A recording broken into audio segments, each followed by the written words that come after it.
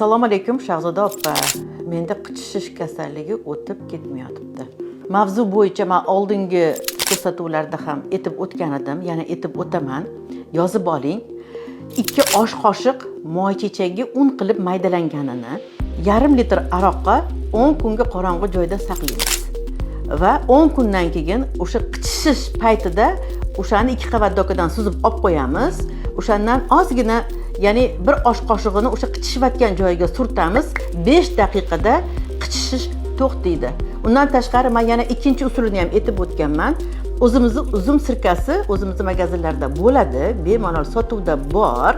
Doim yoningizda olib yursangiz, bir osh qoshig'ini bir osh qoshiq ilig'idan sovuqroq suvga aralashtirib, qichishgan paytda o'shani shundoq qo'lingizga, kaftingizga quyib turib, qichishgan joyga surtib yuboriladi va omilani ozgina kichkinagina butilkachada yoningizda, cho'ntagingizda olib yursangiz, yarim choy qoshig'ini kapotib iliq suv bilan ichsangiz, 5 daqiqada har qanday qichishish qoladi.